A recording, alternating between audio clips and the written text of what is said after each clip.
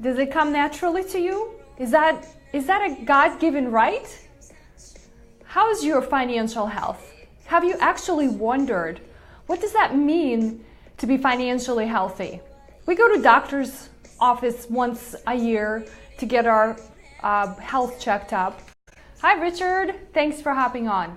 How about our financial health? This is something that many of us don't quite know how to assess, and so I want to chat with you today about what that means. But as you guys know, today's Wednesday, 6 o'clock Pacific, and actually it's a money date. There's a couple of things we do on a money date that entail us to actually look at the smaller details, right? Until we look at the bigger picture, we have to understand what the small things are. I actually just had a client leave my office, and for the last probably hour and a half or so, we were in the meeting, and he was all sort of, in the small details, trying to, show me this, show me that. And then I really just wanted him to kind of step out and see the big picture. So my name is Anna, and I welcome you to Money Dates. This is where we get to spend some time learning something new, but also making sure that we can check in with ourselves, because life gets so busy, let's face it. Just like you, I work a lot of hours, mostly focusing on other people's finances. So I decided that I needed time to put my own efforts in understanding how my finances are. And so I wanted an easy system to maintain. Money dates were part of that. Excuse me. And so did it come naturally? Actually, I'm playing a song by Selena Gomez, Naturally. So that's where that word is popping from. So it did not come naturally at all. Even though I'm a professional, I had to find ways for and put systems in place that actually worked for me. So just a reminder for those of you who are watching for the first time, normally on money dates, we start with figuring out where we are so far for the week. So we usually do Wednesday to Wednesday. And things that we want to check ourselves against are very simple, yet many of us don't have systems, right, in place to help us track those. But you know what? Every day is a new day to start. So if you don't worry about it. Let's just get going, and then we'll figure out how you can get started with that. Now, for those of you who already have things in place, you're tracking your spending. So that's number one. Hi, AJ. Good to have you here. So things that we track are what our spending has been for the last week. How much income did we generate? I know some of you are on fixed income and it doesn't change, and you perhaps get paid once a month or every 2 weeks, or maybe, it's a weekly paycheck. That's great. I still need you to know what it is.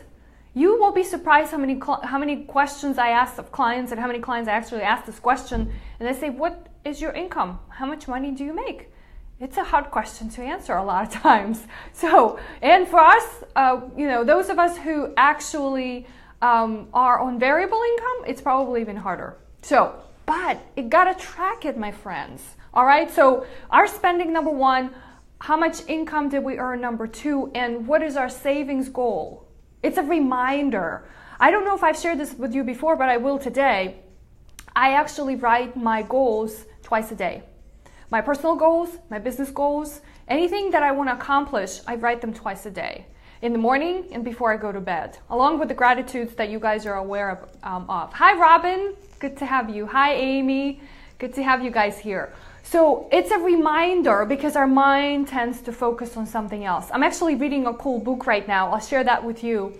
It's called You Are a Badass at Making Money, because I know we all are. But the basis of the book, it's actually a mindset. It is how we programmed, or we were programmed before, and what affects, and how that affects the decisions we make, the choices we choose, and the directions we go. So, but again, at the very minimal, you guys need to understand where you are in terms of your spending, your income, and your savings goals. Do you even have those goals? We talked all this week on Daily Juice, we talked about eliminating debt. We talked about putting a plan to help you prioritize what would be the best way to approach. But now, today, I want to discuss with you sort of the bigger picture, right? Because we tend to get in the weeds. So that's kind of the behind the scenes with the money date. Hi, Paige. Thanks for hopping on. Now, we're going to get into the actual meat of what the financial health assessment is and how can you actually do it for yourself, right? If you have an opportunity to work with somebody like me, that's one way, because I will be asking you all of those questions. But I'm gonna ask them actually today on our show, and then I want you to go back and answer those questions so that you can actually start thinking process, right? And we'll see where that gets us. Now, the very next thing we do on a money date is something I call a money win. Now, you guys know, for those of you who have been here for a while, you know that I'm a big fan of gratitude. I'm a big fan of practicing gratitudes on a daily basis, but I'm also a big fan of connecting our finances, our money, with things that we have in life, right? And so looking back at our week, for those of you who are watching live, and if you guys watching in replay, it's awesome too. In the comment section, just drop a line or two and let me know what has been good in the last week. And how does that really, in your opinion, tie into your finances, right? Because I truly believe that everything we do in life is directly related to our finances, is directly related to our money. So we have to start seeing that connection. Hi, Alexi. Good to have you here. If you aren't connecting the dots, there's something else is going on, right? And so that's a discussion for another time. But at the very least, look back at your week. There has been something good. It's not always bad. Or maybe it's just maybe it's the time for you to pause, think about it, and reflect back. So, you know how I do it? Let me tell you a little bit of a secret here. Aside from the daily gratitudes that I write in my daily journal before I go to bed, I actually just look at my calendar, okay? So here's the little, secret sauce, which is not so secret. So I look at my calendar Wednesday to Wednesday to see what was happening, and it's work calendar, obviously, because most of my life is centered around that. So, but my money win for the week is actually going to happen. Hi, Sally. Good to have you here. So I am my big goal for 2018 was centered around growth. It was centered around growth for my business. It was centered around growth for my family and personal development and personal growth. So the very first, we're just still in January. So I am actually, to continue on that, right, and help me build on that, I'm going to a conference in Denver. I've been part of a mastermind group. It's called Life Intended. And I'm actually very excited for that conference, particularly for one of the speakers that's going to actually train. It's not even a conference, it's just more like a summit, a small group of folks, I think less than 100. So, and one of the speakers that's going to be there is Tim Grover. I don't know if you're familiar with him, but he actually is one of the performance mindset training coaches for a lot of basketball players. So the guy is phenomenal, and I've been dying to actually spend some time with him. I don't know if it's going to be one-on-one, but at least in a small group. And so if you haven't checked him out, I highly recommend to do that. He has a book out called Relentless. And so one of the quotes from the book is, how do you get from being good to being better to being unstoppable? So from good to best or better to being unstoppable. So this is the big theme that I set for myself. So that's my excitement so far. I'll fill you in on how the conference, and I'm sure you'll see some of my posts, but it's actually big, and I'm looking forward to it. I have to, honestly prepare a list of questions I wanted to ask him, and it's a bit of a block, right? Because there's just so much I want to ask. So, but that's my money win. So let me know, what is it good for you guys? It has to be something. It can't be all just life. You have to start pausing. You have to start reflecting. It does help sort of, create the space and provide clarity, okay?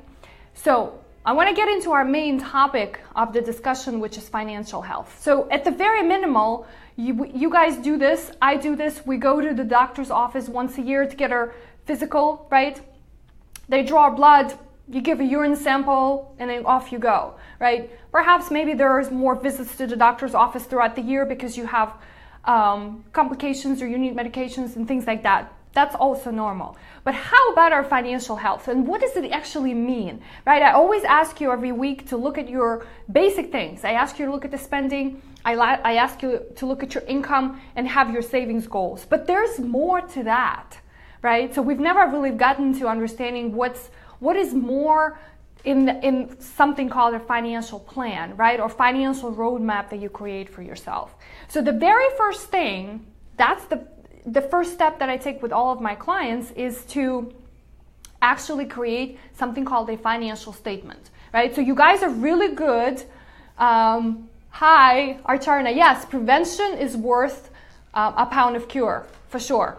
So what we do is, right, so we've been really focusing a lot on what our expenses are and what is our income. But let's step aside and actually look at what kind of assets do we own? Do we own a home?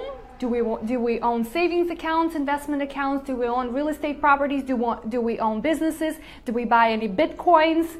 Whatever it is that you guys have is an asset. Oh my goodness, something is really going on here outside. But the idea is that you have to understand where you are. When I put together a financial statement for my clients, do you know what I call it? Guess. It's a silly, all right, I'll tell you. I call it a report card. Remember when you were in school and you used to get a report card from your teachers and on certain subjects, right? So your grade. A financial statement is that. So what do you put on the financial statement? So we talked about assets, all kinds of assets, right? We also talk about liabilities, right? You've got to list all your liabilities down. So if you're in the category of working down, paying your debts this year, right? If you get credit cards or student loans, you've got a list. So one side is assets, the other side is liabilities. Assets minus liabilities equals net worth, right? So if you could liquidate your assets, pay off your liabilities, that's going to be your net worth. That's that number, right? Whatever it is. I have clients who have negative net worth. Do you know why? Because they have a lot of student loans that they have to pay off. Actually, yesterday clients had combined over $270,000. $270,000 in student loans. So understand what your net worth is. Give yourself a grade. Now, the very big question I get from my clients is, oh my gosh, Anna, this is a great report. So how do I compare myself to other clients of yours? So how should I compare this report to my peers, to my friends, to my colleagues? Unfortunately, the answer I have is you can't, because everybody's situation is different. And so if I took your net worth statement, right, and somebody else's and said, well, your net worth is higher than yours, well, it's not a fair assessment, right? Because lives are different, our goals are different. So that particular assessment is for you. Just like when you would go to the doctor's office and they give you a clean bill of health, or they don't, and they come back and say, you need to take cholesterol medicine. Well, you can turn around and say, doctor, what about your other patients? How are they doing? It's irrelevant. So stop obsessing about that.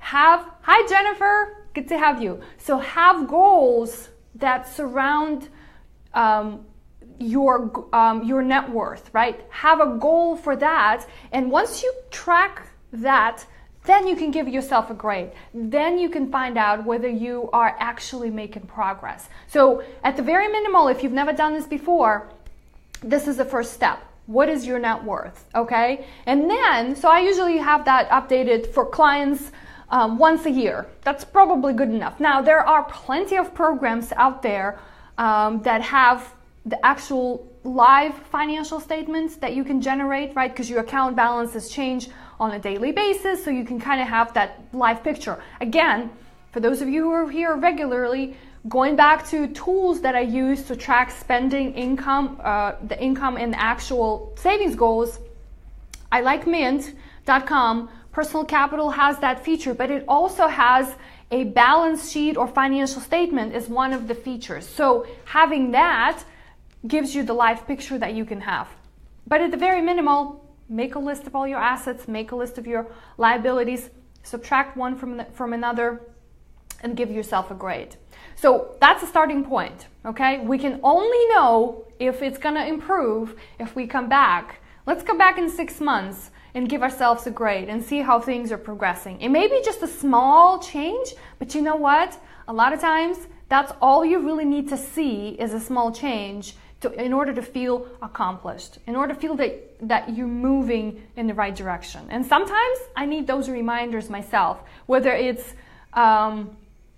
relating to the finances or something else I'm working, because most of the time it feels like you're just stuck. So don't be stuck. Now, second point in this discussion about financial health and how do we assess it is actually to pause back and think about sort of things a little bit more globally. Now, I'm going to share in the links in the video a couple of tools. I found them. NerdWallet has a quiz. So these are actually maybe 15 to 20 question quizzes. They're going to ask you sort of random questions like, what kind of life insurance do you have, or do you have any? How's your emergency reserves? Do you have an estate plan? So some of these global questions that we typically discuss with our clients in financial plans, but what these tools are designed to do is sort of take your temperature, take your blood, take your urine sample, right? The analogy I was using earlier, and give you sort of a review. Okay, so based on these questions, here's the areas that you need to think about. So check those out. I have 2 resources that I'll share with you, but some of the questions that I want you to think about on your own as you're going through this process, right? You've got your financial statement ready, you gave yourself a grade, maybe you can take one of these quizzes, but let's think about these next. I have about 7 questions or so that you can consider and start maybe developing action items so that you can start implementing, right? The idea here is I love the fact that you're coming, I love the fact that you're participating, but let's face it, if you don't implement, what good of a time was this? And I like not to waste time. So the very first question is our net worth growing, right? So we are gonna start tracking that, okay? This is a starting point. Maybe you've already done a financial statement before, and you can go back to whenever that was updated last time, maybe 6 months or a year ago, compare the two and see, am I making progress?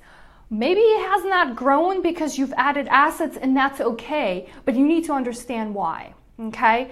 The second question to ask is, how are my ratios? And so there's a couple of areas that I want you to have a specific ratio, and you figure that out by comparing one side to another. So for example, debt to income ratio, right? So has my debt grown, but my income hasn't? So that's one way to look at it. Or maybe it's the other way. Maybe my debt has shrunk and then my income has grown. That's fantastic, right? It's a good direction. But it tells you something. It tells you either upward trending direction or downward. So again, in indicators, we're looking for those indicators to let us know whether we need to take certain actions.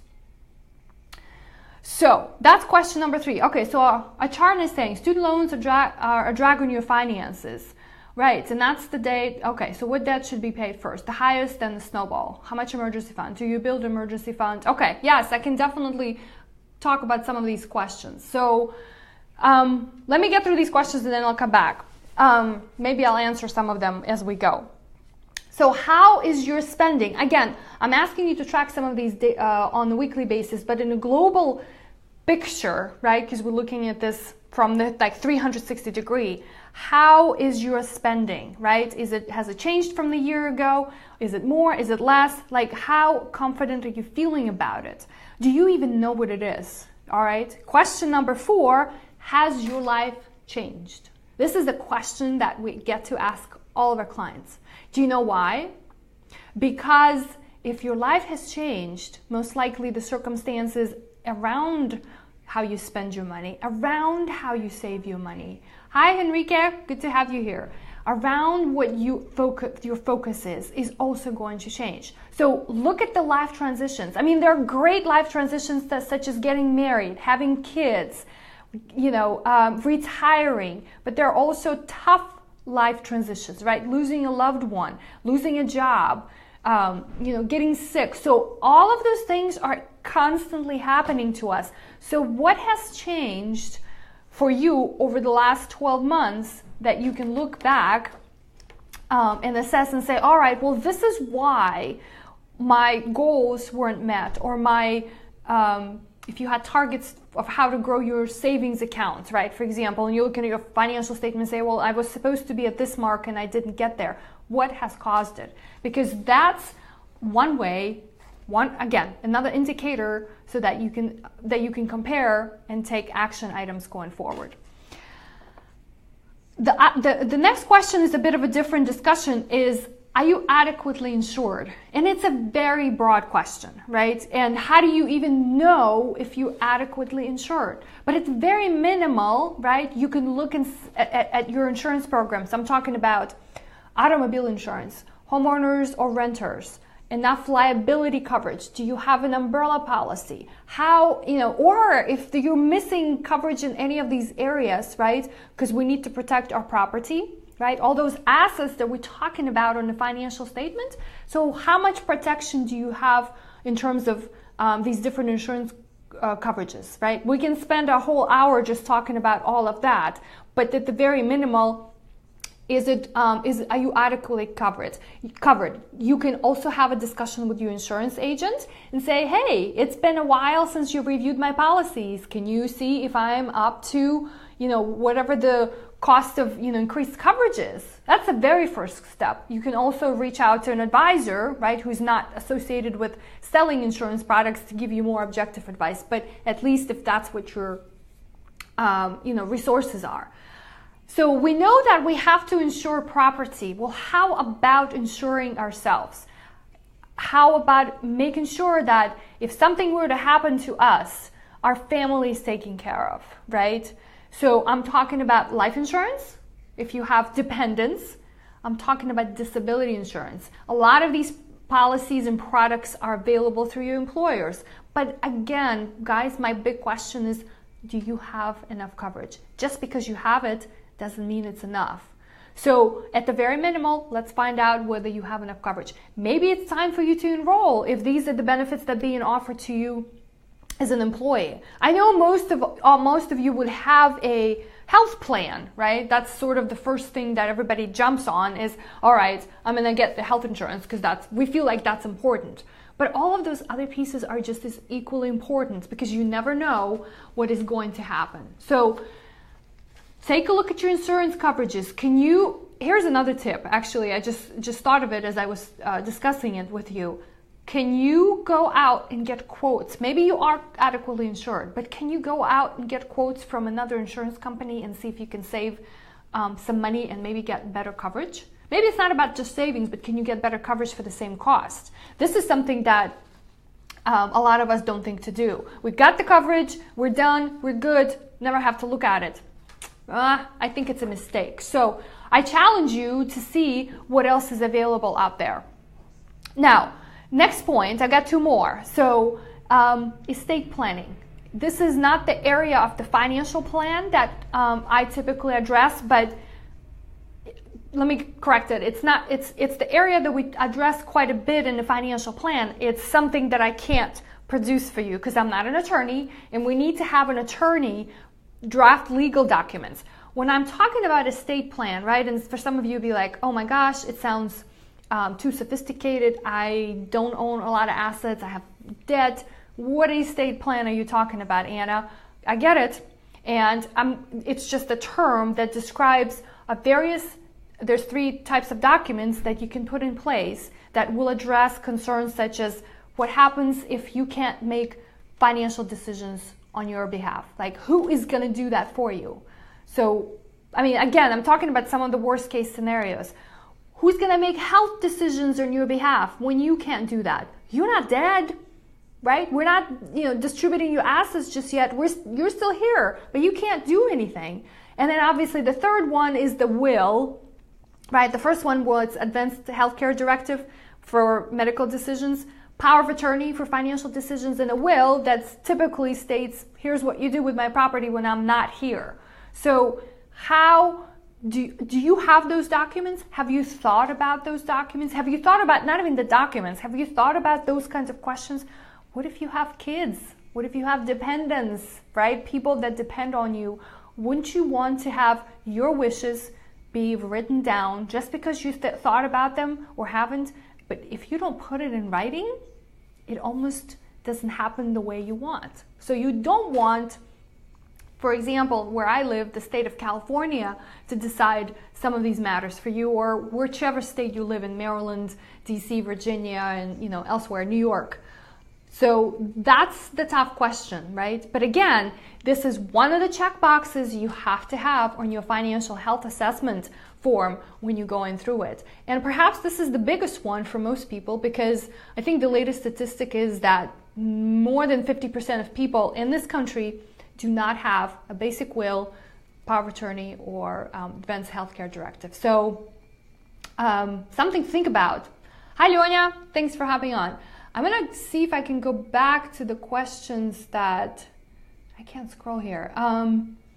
There was a question about how much emergency fund. I've talked about this a couple of money dates ago, but when you are putting together your financial assessment form and you've done your financial statement, an emergency fund is going to be one of those accounts that hopefully you have.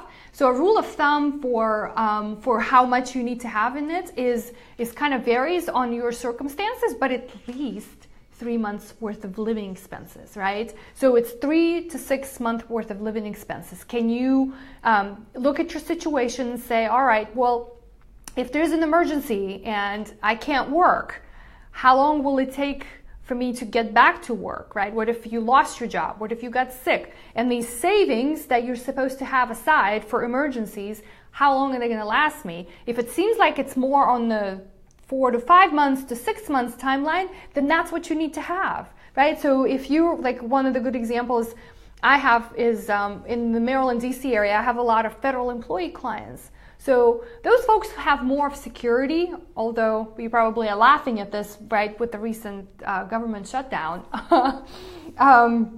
So there is a little bit more security around their job, but still, right, they probably would be good candidates for 3 months worth of living expenses versus something that's more on a high end of 6 months.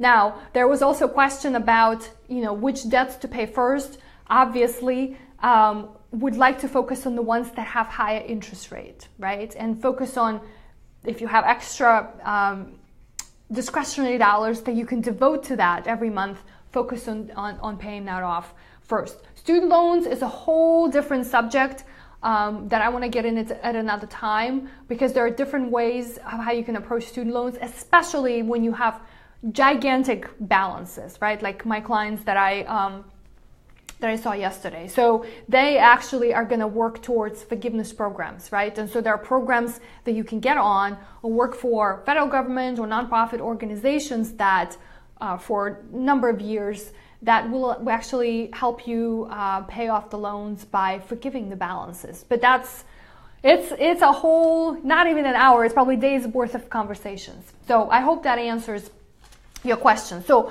at the very last thing is when you're looking at your financial health and sort of asking yourself, how am I doing? It's really that's really the sort of broad question of today's discussion. How am I doing financially, right? And so the last question I want to ask you is, are you sleeping good at night, right? Because as you know, that stress that we experience, whether it has to do with work, family, commitments, and things like that, a lot of it are underlying causes by, by lack of having a good and clear picture around our finances. So it's money related. So that's probably maybe the first question you have to ask yourself. Do I get good enough sleep? Now, if Jennifer is still listening, this is one of the actually funny questions that we ask our clients, and they look at us with their eyes this big and they say, why do you ask that question? But a lot of times it has to do with how their portfolio is performing. So, right, if the stock market is down or up, actually, it's interesting too. So we kind of like extreme points. People tend to worry, right? Because if we have a lot of our assets invested in stocks or real estate, maybe the real estate market is down. that tends to cause a lot of people some stress, sleepless nights, you know, a lot of questions to their advisors. So I wanted you to think about it from a different direction, but also, are you concerned? And why are you concerned? If you've got the rest of the questions handled, if you have a good idea where your income and expenses are, if you know your targets for savings, why are you losing sleep? I want you to think about it. I can't answer it for you, but I always wonder, right? So because there's always a reason. I hope this is helpful. There's lots of things to think about when it has to do with financial health, and it's not obviously decided on just one show, but it's something that you can continually come back and work on. Yes, also stress can cause us to spend more money. Oh my gosh, this is a great reminder. Thank you, Jennifer. I was talking to a client earlier today about how, you know, she was sharing the fact that her weight gain is directly, she actually figured it out, that her weight gain is directly related to her spending. So in the times or periods where she gained more weight, she also realized that she spent more money. So Acharna wants to know, what is the rule of thumb for retirement funds? I'm not sure what you mean by that in terms of how much you need to have going to savings. Is that the question? Maybe you can clarify while I'm going to read this quote. You guys know I like quotes, so I'm going to close with this. Health is like money. We never truly have a full idea of it until we lose it.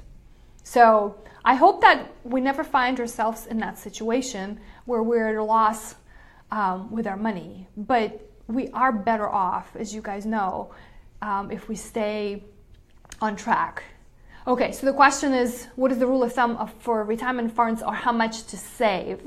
So you can Google that question around also and see, you know, there's lots of different school of thought in terms of how, you know, if you get a paycheck, how do you figure out what should your spending be versus what should your savings be, and maybe there's discretionary dollars. Now, depending how old you are, right? So if you're in your 20s or your 30s or your 40s, so kind of look at those, you know, age brackets.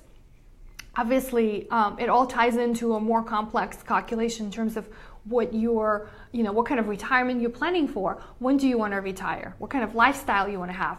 But I think if you can focus at least on, you know, maximizing, if you have a 401k at work, can you maximize the contribution there? Is it 10 or 15% of your pay?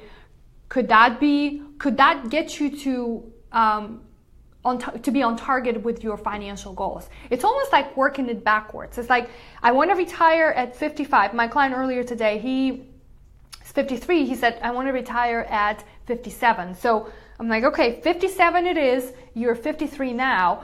What do you have to do? I mean, this is obviously a very short timeline, and he's already gotten there, you know, gotten a lot of savings. But if you are 20 years before retirement, your savings amounts change. So just a rule of thumb, I would say 10 to 15%. And if you plan to live in a higher cost area, such as California, we love it here, but you probably need to think about saving outside of your retirement accounts, because, you know, if you're maximizing it, yes, you're already maximizing it, so it's going to be an additional amount, but it's hard for me to say, right?